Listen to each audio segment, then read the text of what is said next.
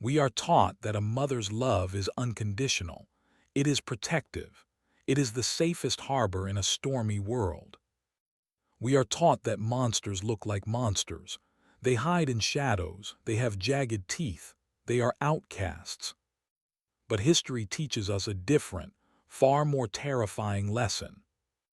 Sometimes the monster is wearing a silk dress. Sometimes the monster is a respected pillar of the community. And sometimes the dungeon isn't deep underground. It is right above your head, in the beautiful attic of a mansion on the busiest street in town. Imagine you are a police officer in Poitiers, France. It is May 23, 1901, the height of the Belle Epoque. It is a time of art, beauty, and progress. You receive a letter. It is handwritten. It is anonymous. The handwriting is shaky, perhaps written in haste or fear. It says, "Monsieur Attorney General, I have the honor to inform you of an exceptionally serious occurrence. I speak of a spinster who is locked up in Madame Monnier's house, half-starved and living on a putrid litter for the past 25 years, in a word, in her own filth." You read the letter twice. You hesitate. Because Madame Monnier is not a criminal. She is a noblewoman. She is a widow. She has won awards for her charity work. She is known as the Good Lady of Poitiers. Her son is a lawyer. Her late husband was the dean of the university. To accuse this family of such a crime is absurd. It is social suicide. But the detail in the letter, 25 years. That is a lifetime. You decide to investigate, expecting to find a disgruntled servant playing a prank. You knock on the heavy oak door of the mansion at 21 Rue de la Visitation. The door opens. The house smells of lavender and wax. But as you climb the stairs, the smell changes. It becomes sweet, then sour, then unbearable. You reach the attic door. It is padlocked. You smash it open. And the smell hits you like a physical blow. In the darkness, amidst the scurrying of rats and the buzzing of flies, you see something moving on the bed. It isn't an animal. It is a woman. She was once the most beautiful girl in Paris. Now she is a skeleton covered in hair, lying in a soup of rotten food and human waste. And she has been waiting for you to open that door for a quarter of a century. This is the story of Blanche Monnier. It is the ultimate story of the golden cage. It is a story about reputation, vanity, and a cruelty so prolonged and so intimate that it shattered the mind of the victim and scandalized an entire nation. If you are fascinated by the secrets that hide behind the closed doors of the wealthy and the horrifying resilience of the human spirit, please hit that subscribe *** button right now. You need to hear this story because it proves that the scariest prison on earth is a family secret. To understand the tragedy, we have to look at the victim before the fall. In 1876, Blanche Monnier was 25 years old. She was stunning. People called her the Diamond of Poitiers. She had dark, expressive eyes. She had long, lustrous hair. She had a gentle spirit. She was from an aristocratic family. Her mother, Louise Monnier, was obsessed with status. She was obsessed with lineage. She wanted Blanche to marry a duke, or a count, or at least a very wealthy lawyer. She wanted a marriage that would elevate the Monnier name. But Blanche was a romantic. And like many romantics, she made a mistake. She fell in love. But she didn't fall in love with a duke. She fell in love with an older lawyer, a Protestant lawyer, a man who was below her station. He wasn't rich, he wasn't famous, he was just a normal man who loved her. Blanche was head over heels. She told her mother, "I am going to marry him." Louise Monnier said, "No." Blanche insisted, "I love him. I will run away if I have to." It was a classic standoff. Mother vs. daughter, tradition versus love. Usually in these stories, the daughter runs away or the mother relents. But Louise Monnier was not a normal mother. She was a woman who valued control above all else. She decided that if she couldn't control who Blanche married, she would control where Blanche existed. One day in 1876, Blanche Monnier simply disappeared. She vanished from the streets, she vanished from the parties, she vanished from church. Her friends asked, "Where is Blanche?" Louise Monnier had a ready answer. She put on a performance worthy of an Oscar. She wept, she wrung her hands. "Oh, my poor Blanche," she told the neighbors. "She has gone away. She went to a boarding school in the UK." Later, the story changed. She has moved to Scotland to get some fresh air for her health. Then, eventually, she has decided to stay away. She doesn't want to see anyone. The neighbors believed her. Why wouldn't they? Madame Monnier was a saint. The boyfriend, the lawyer, asked questions, but he was stonewalled. He died in 1885, 9 years later. He died wondering why the love of his life had abandoned him. He never knew that she hadn't abandoned him. She was less than 50 feet away. She was right above the parlor where her mother drank tea. She was screaming his name. But nobody heard her. Blanche hadn't gone to Scotland. Her mother and her brother Marcel had dragged her upstairs to the attic. It was a small room. The windows had heavy shutters. They closed the shutters. They locked the door. Louise Monnier gave Blanche an ultimatum.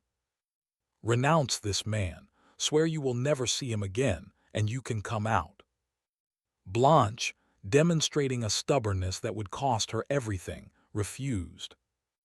"I love him," she said. "Then you stay here," her mother replied. The days turned into weeks. The weeks turned into months. Blanche stayed in the room. She had a straw mattress, a blanket. At first, she probably thought her mother was bluffing. "She can't keep me here forever. She's my mother." But Louise Monnier was made of ice.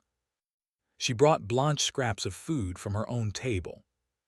But she refused to let her out to use the bathroom. Blanche had to use a chamber pot. When the pot was full, nobody came to empty it. So Blanche had to use the corner of the room. Or the bed. The years passed. 1880, 1890, 1900. The outside world changed. The Eiffel Tower was built. The telephone was invented. The automobile appeared on the streets. Blanche missed it all. She sat in the dark. The shutters were never opened, not once in 25 years. The sun was a memory. The air in the room became toxic. The food scraps rotted on the floor. The waste piled up. The straw mattress began to decompose.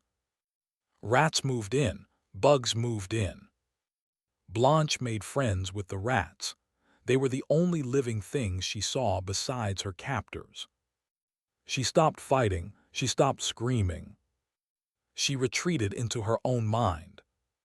She lay on the bed, naked, her clothes had rotted away long ago, covered in her own long hair, staring at the darkness. How did nobody know? This is the hidden documentary mystery aspect. The house was in the city center. There were servants. Servants cleaned the house. Servants cooked the food. Did they know?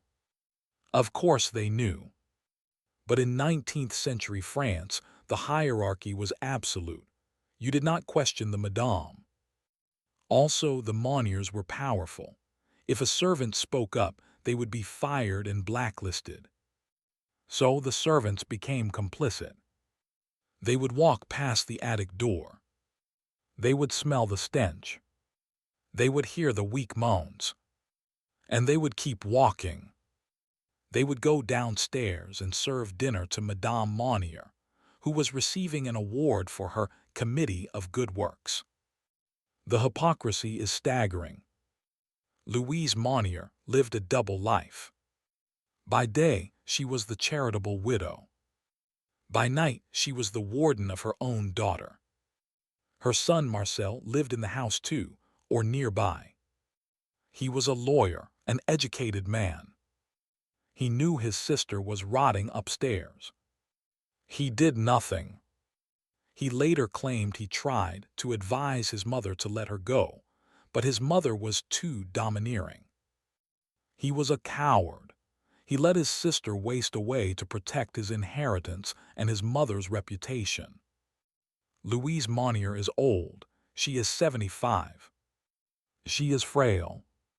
Perhaps a servant realized that when Louise died, the secret would come out anyway. Or perhaps a new servant was hired who had a conscience. Or perhaps a soldier boyfriend of a maid heard the story. We still don't know who wrote the letter. But someone finally broke the silence. I speak of a spinster living in her own filth. May 23, 1901.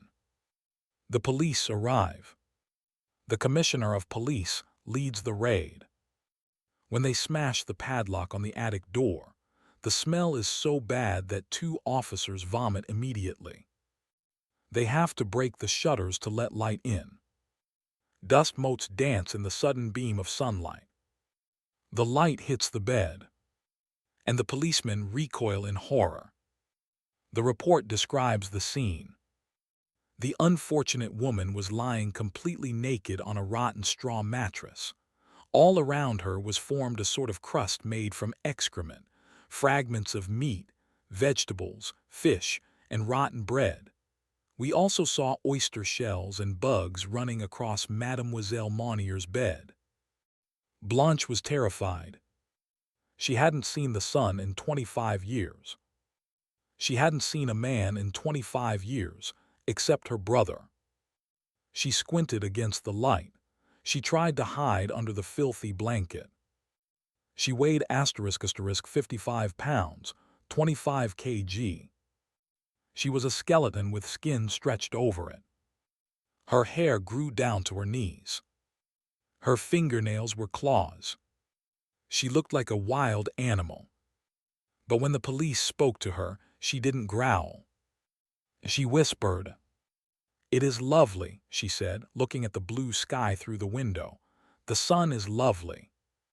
The police wrapped her in a blanket and carried her out.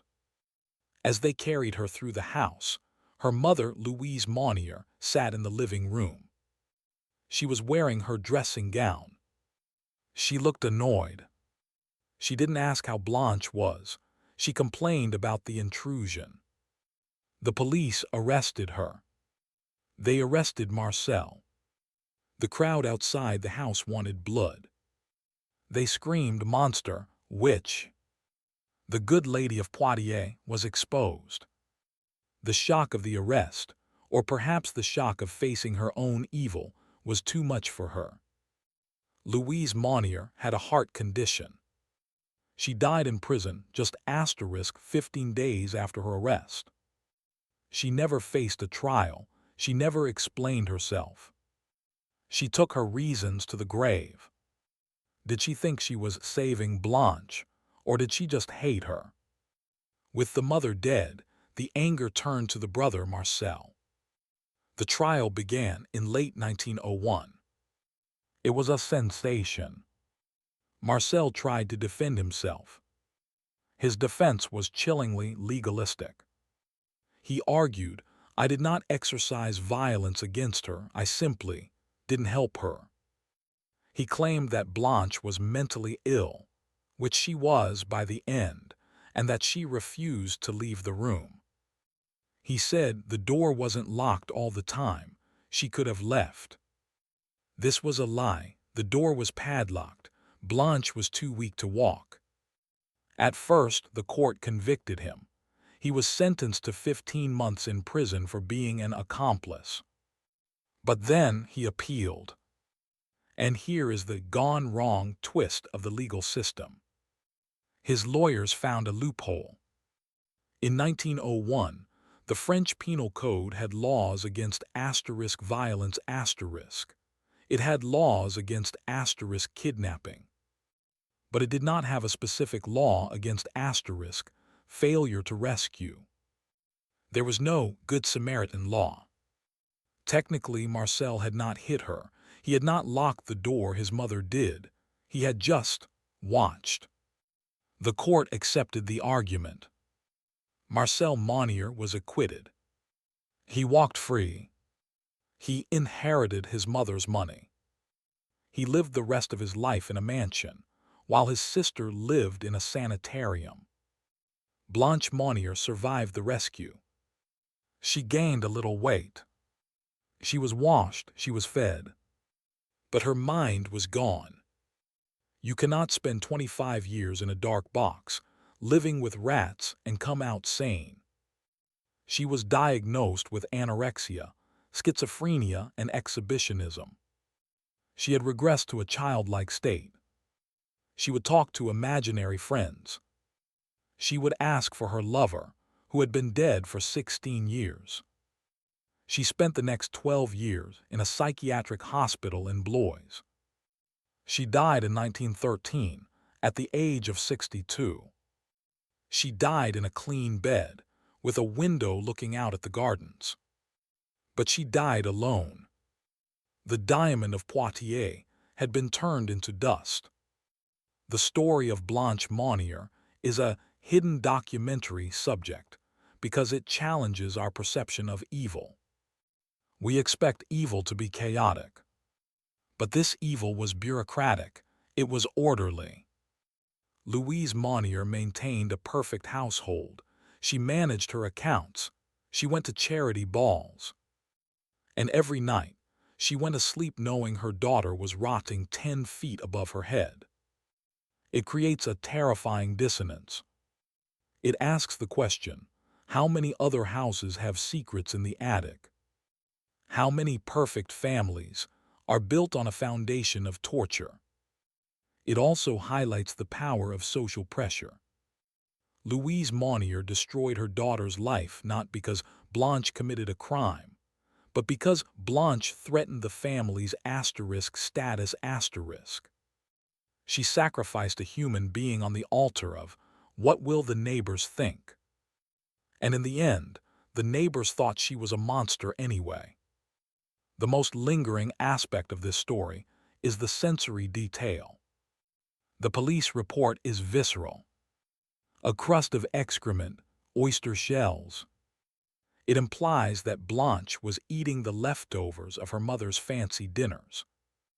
Her mother would eat oysters, a delicacy, and then throw the shells to her daughter like she was a pig. It creates a vivid image of the disparity between the upstairs and downstairs.